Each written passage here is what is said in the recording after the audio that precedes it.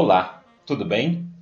Que ótimo ter você aqui conosco nessa jornada. Esse é apenas o primeiro episódio da nossa websérie sobre EAD nas empresas. Se você não me conhece ainda, deve estar se perguntando, quem é esse cara, né? Bom, então deixa eu me apresentar rapidamente. Eu sou o Birajara Neiva, eu sou um comunicador de formação e sou também empreendedor desse segmento de educação corporativa desde 2008, quando nós criamos a eLead+, para atender as demandas por soluções de treinamento e learning, que naquela época ainda era um mercado muito incipiente, né? Mas de lá para cá, muita coisa mudou e como você vai poder perceber nos próximos episódios da nossa websérie, a tecnologia é mesmo um cavalo galopante, como eu costumo brincar, e é preciso ter muito cuidado nessa jornada para não deixar ninguém para trás. E como é que surgiu essa nossa websérie? Sabe essas pesquisas rápidas que você faz nas redes, nas mídias sociais? Com a pandemia, eu percebi um aumento instantâneo de posts, de lives, de eventos, vídeos, e vi também que muita gente estava perdida. Você já ouviu falar em superinformação? Então, é quando tem muita informação sobre um tema e a gente não consegue dar conta de todas essas informações e muito menos da gente filtrar o que realmente importa. Bom, dito isso, eu lancei uma pesquisa no meu LinkedIn para saber se as pessoas estavam satisfeitas com a quantidade de informações e a relevância dessas informações sobre a EAD nas empresas e como que isso estava ajudando essas pessoas no trabalho delas. Mas para minha surpresa, mais de 70% das pessoas responderam que elas não estavam satisfeitas e que precisam de informação direcionada para essa realidade.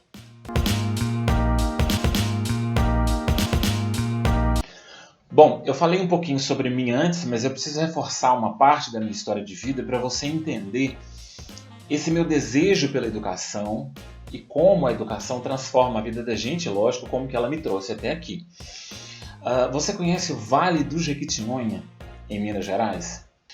Eu fui criado numa região do Vale onde não tinha energia elétrica, ela não chegava e quando ela chegou, televisão era, como dizia minha avó, um chiado, né? A gente tentava decifrar as coisas.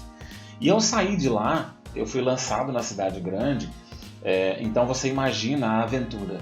Eu não sabia pegar um ônibus, eu tinha medo de entrar no elevador. Olha que loucura, né? Agora você imagina os desafios desse menino do mato na cidade grande, tendo que se virar para aprender a dinâmica da vida, de tudo, né? Como é que você faz para trabalhar, como é que você sobrevive? E estudar tem jeito? Eu fui descobrindo tudo na marra, esse foi o meu jeito, e o mundo das empresas, para mim, ele começou em um escritório de contabilidade bem pequeno. Depois de lá, eu fui fazer estágio em uma das grandes empresas de telecom, né, do Brasil, depois uma multinacional da área de mineração, depois eu passei por uma empresa de economia mista e voltei para uma empresa pequena, onde eu fui aprender sobre exatamente o treinamento e learning. Então, na verdade, você veja que foi um ciclo em que eu passei por diversos tipos de empresas diferentes, em um tempo em que treinamento e desenvolvimento não era nada muito estratégico, assim, poucas empresas faziam ou falavam sobre o assunto, né? E você sabe por que eu estou te contando essa parte da história, da minha vida? E para mim foi fundamental conhecer aquelas realidades distintas para entender, depois de muitos anos, que todas elas precisavam de investimento em educação. E quando eu comecei a jornada com o e-learning, eu percebi que eu tinha nas mãos uma ferramenta muito poderosa, capaz de ajudar na transformação de empresas como essas e, obviamente, de pessoas como eu e todas as outras que estavam ali. Na minha jornada com EAD nas empresas, eu trabalho com relacionamento com o mercado, né? Então, no meu trabalho, é muito comum eu ouvir do dono da empresa, do gerente de área, do diretor de RH, às vezes, que o meu serviço, ou meu produto, como alguns chamam, é mais para empresas grandes, né, que tem grana, que tem estrutura, que tem gente para fazer. Você já ouviu essa justificativa também? Pois é. Com a pandemia, o que aconteceu? Ela chegou e as soluções para treinamento online ganharam vida. Elas saíram das sombras da desconfiança. Eu já vi aí manchetes falando que 30% de aumento nas demandas para EAD corporativa, em subsetores mais específicos, até que as empresas desse setor vão ter 300% de aumento. Bom, finalmente, felizmente, muitas pessoas estão percebendo que não se trata do porte da empresa. Eu vejo, por exemplo, sim, grandes empresas estruturarem universidades corporativas robustas, com plataformas também robustas, integradas, com equipes internas de produção, com uma rede de fornecedores externos que trabalham de forma alinhada ali com a estratégia educacional definida pela empresa. Mas eu vejo também outras empresas não tão grandes assim, às vezes de porte médio, que são apenas nacionais, se adaptando a esses tempos, buscando soluções criativas, plataformas de baixo custo, usando os seus profissionais internos, os seus multiplicadores, os seus especialistas para produzir conteúdo, para fazer uma curadoria mais organizada, com tutorias.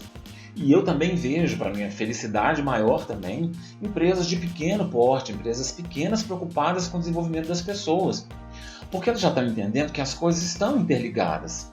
Então é possível ajudar o colaborador a encontrar cursos, por exemplo, EAD, gratuitos direcionados para aquela profissão dele, né, para o cargo que ele ocupa, ou mesmo, sendo uma empresa pequena, produzir ali pequenas pílulas de conhecimento rápidas sobre produtos e serviços da própria empresa que vão ficar disponíveis no celular do vendedor, do atendente, e vão ajudar essas pessoas até mesmo no convencimento a um cliente.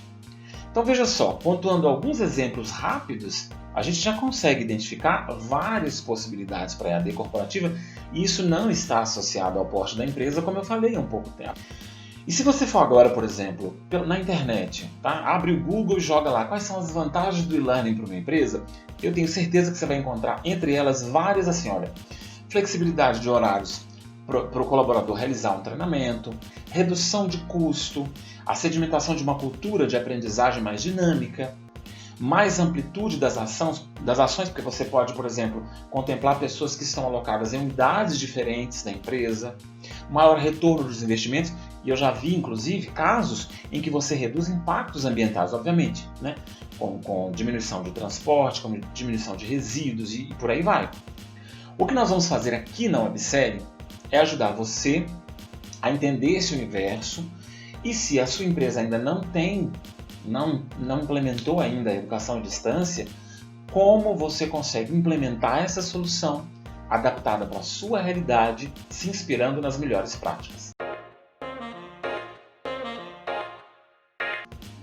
Eu pedi para alguns grupos e várias pessoas da minha rede para me enviarem algumas perguntas para a gente começar esse processo. Perguntas que são recorrentes, né, sobre a EAD nas empresas e que são as mais comuns.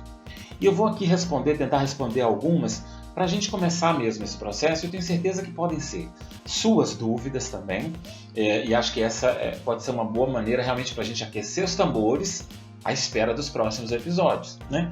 Por que a EAD numa empresa tem que ser diferente de uma universidade, por exemplo? Bom, eu consigo pontuar de cara que qual que é a grande diferença? As empresas elas precisam fazer com que o seu colaborador saia de um estágio de conhecimento para outro com mais agilidade. É o que a gente chama de eu preciso tirar a pessoa do ponto A e ir para o ponto B. E isso é óbvio, é a mesma situação de uma universidade, porém o tempo de resposta que uma empresa precisa, às vezes ele precisa que seja mais rápido, né? Então, a pessoa precisa ter acesso aos conteúdos e levar para a prática de forma mais rápida. Então, nesse sentido, a dinâmica e as ferramentas que a EAD traz para as empresas, elas são um pouco diferentes de uma universidade, por exemplo, em que o projeto pedagógico ele vai se desenvolver em uma outra lógica temporal. Uma outra pergunta que eu recebi, que foi muito recorrente também, foi o seguinte: qual é a diferença entre EAD e e-learning? Bom, essa é uma dúvida grande mesmo, é uma confusão que se faz colocar as duas coisas como se fosse uma só, mas elas não são. Quando a gente fala de EAD, nós estamos falando de um universo que não comporta somente um treinamento online, ou isso que a gente chama de learning também. Você já ouviu falar dos cursos por correspondência que existiam antes? Ou aquelas videoaulas, por exemplo, que o canal Futura e outros semelhantes eles veiculam? Então, isso também faz parte do conceito mais amplo de educação à distância. Quando a gente delimita para EAD nas empresas, é comum ouvir o termo e-learning, que na verdade é a oferta de um conteúdo por meio eletrônico, seja num site ou numa plataforma específica para EAD, por exemplo, né? Um LMS, enfim. Em resumo, o que a gente pode dizer é o seguinte: a gente pode planificar que o conceito de learning que ele é um dos produtos ou subprodutos da educação à distância. E tem mais uma pergunta que também foi muito recorrente, é a seguinte: se eu quiser começar hoje na empresa, é só produzir um curso e publicar? Bom, de jeito nenhum, né? Você vai até conseguir talvez engajamento no primeiro momento, mas não é o mais indicado, sabe por quê? Porque o risco de você queimar etapas e até queimar a própria modalidade da empresa é muito grande. Eu já vi casos de empresas que decidiram pegar todo o conteúdo que tinha presencial, transpor para e-learning, dentro das ferramentas de EAD, alojar tudo num lugar, tudo num repositório, às vezes sem nenhuma ferramenta de gestão ali associada, e divulgar para os colaboradores. Em todos eles, o que aconteceu? O projeto não vingou e ainda deixou uma resistência grande em relação à própria educação à distância. Então, por isso que essa websérie ela vai ser muito importante para quem tem essa dúvida e tantas outras. Porque é preciso ter em mente que é preciso alinhar as necessidades e expectativas da empresa e das pessoas para você conseguir criar um projeto consistente que possa ter vida longa. Né? Esse conceito de educação continuada é a mesma coisa, você pode usar a educação à distância para desenvolver projetos de educação continuada dentro da empresa. Você vai precisar ter em mãos, além do levantamento de necessidades, que é uma coisa que muitas empresas fazem, né? o famoso LNT ou alguma coisa semelhante, você vai precisar ter em mãos, além disso, informações práticas, por exemplo, sobre como é que as pessoas vão acessar esse conteúdo, qual é a familiaridade que essas pessoas têm com as ferramentas de tecnologia que estão sendo propostas no seu projeto, né? Como é que esses conteúdos vão ser disponibilizados, produzidos, formatados, vem de onde, quem produz, né? Como que vai ser feito o acompanhamento e o suporte para as pessoas que vão fazer o treinamento. Então são várias questões que você precisa ter em mente desde o início para que o seu projeto não naufrague, né? Então o grande passo e o mais importante aqui é ter um bom planejamento, sempre.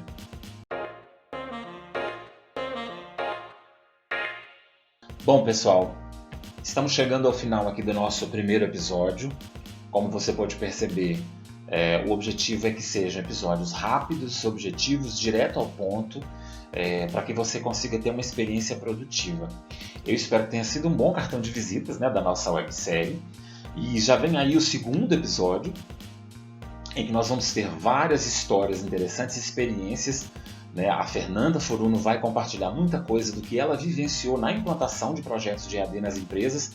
Então, assim, é hora de você se envolver com esses desafios, esses perrengues, essas conquistas todas que ela vai compartilhar. Eu tenho certeza que você vai gostar muito, então continue com a gente e, óbvio, compartilhe com a sua rede e convide as pessoas também a acompanharem. Tchau, até o próximo.